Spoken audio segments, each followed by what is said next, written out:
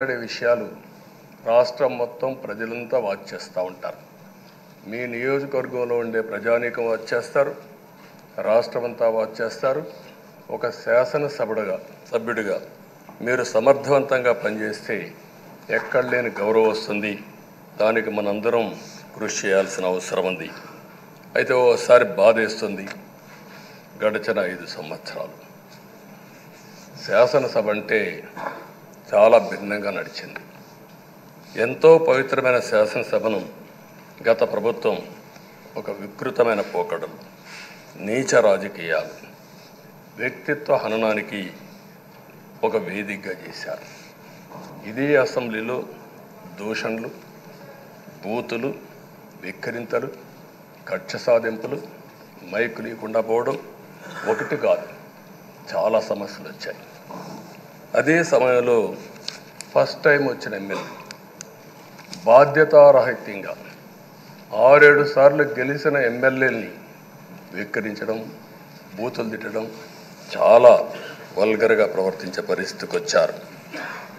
ఆ రోజు ప్రభుత్వం యొక్క వైఫల్యాల్ని క్వశ్చన్ చేస్తే వాళ్ళపైన సభలోనే దాడి చేయడం, నీచంగా మాట్లాడడం, వాళ్ళ మనోభావాలు దెబ్బతీయడం, ఇవన్నీ చేసే పరిస్థితికి వచ్చారు. ఇక్కడుండే నాయకులు నేను చూశాను. ఆ రోజు తెలుగుదేశం పార్టీ 23 మంది గెలిచాం. జనసేన లేరు, బీజేపీ లేరు. కానీ ఆ 23 మందిని గెలిచినాక ఇదే అసెంబ్లీకి వస్తే వాళ్ళు ప్రవర్తించిన తీరు మీరు చూస్తే చాలా బాధాకరంగా ఆ రోజు పనిచేసే పరిస్థితికి వచ్చారు. ఆ రోజు ఒక్క విషయం మీరు చూస్తే, నేను కూడా ఇదే హౌస్లో చాలా బాధపడిన సందర్భం రోజు ఉంది. మెంబర్స్ అందరం ఉన్నాం. నన్ను గురించి, నా కుటుంబాన్ని గురించి ఇష్టానుసారంగా మాట్లాడితే కనీసం యాక్షన్ తీసుకోవడానికి నాకు మైక్ ఇవ్వమని అడిగాను. మేము నిరసన తెలియజేసి ఎడతామని మైక్ అడిగితే మైక్ ఇవ్వలేదు. ఇవ్వకుండా మీరు చూస్తే మామూలు సంఘటన కాదు. ఆ రోజు నేను ఒక మాట చెప్పాను, ఇది గౌరవ సభ కాదు, మీరు నాకు మైక్ కూడా ఇవ్వడం లేదు. మైక్ ఇవ్వకపోయినా నేను స్టేట్మెంట్ ఇవ్వాలి కాబట్టి ఇచ్చేడతాను రికార్డు కోసం అని చెప్పి గట్టిగా లేచి ఇదే సీట్లో కూర్చొని ఆ రోజు నేను చెప్పింది అదే వర్డ్స్ మీకు రిపీట్ చేస్తున్నాను. నేను స్టేట్మెంట్ ఇవ్వాలనుకున్నాం, మీరు మైక్ ఇవ్వకుండా చేశారు. అయినా నాకు బాధ లేదు. మళ్ళీ చెప్తున్నా, ముఖ్యమంత్రిగానే ఈ హౌస్కు వస్తాను తప్ప అదర్వైజ్ రాజకీయాలు అవసరం లేదు. ఇది ఒక గౌరవ సభ కాదు. ఇలాంటి గౌరవ సభలో నేనుండనని మరొక్కసారి చెప్తూ మీకు నమస్కారం. ప్రజలకు విజ్ఞప్తి చేస్తున్నా, నా అవమానం మీరు అందరూ అర్థం చేసుకొని నిండు మనసుతో ఆశీర్వదించాలని కోరుతూ ఈ సభ నుంచి వాకౌట్ చేస్తున్నానని చెప్పి వాకౌట్ చేసి బయట ప్రెస్ కాన్ఫరెన్స్ పెట్టాను. ఎందుకు ఈ విషయం చెప్తున్నానంటే, నా జీవితంలో ఇది 9వసారి నేను ఎమ్మెల్యే. ఈ రాష్ట్రంలో తెలుగు జాతిలో నాకు వచ్చిన అవకాశాలు ఏ నాయకుడికి రాలేదు. 14 సంవత్సరాలు ముఖ్యమంత్రిగా పనిచేశాను. ఇప్పుడు మళ్ళీ ముఖ్యమంత్రి అయ్యాను. 15 సంవత్సరాల పొజిషన్ పార్టీ లీడర్గా పనిచేశాను. కానీ తిరుపతిలో నా పైన దాడి జరిగింది.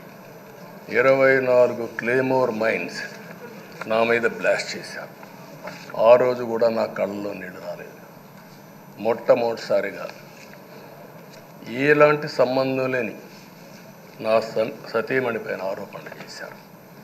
ఆ ఒక్కరిపైన కాదు, ఈ రాష్ట్రంలో ఆడపడుచులందరిపైన, గౌరవంగా బ్రతికే ఆడబిడ్డలందరినీ అవమానం చేయడం, సోషల్ మీడియాలో పెట్టడం, క్యారెక్టర్ అసాసినేషన్ చేయడం, ఇలాంటి చాలా సంఘటనలు జరిగాయి.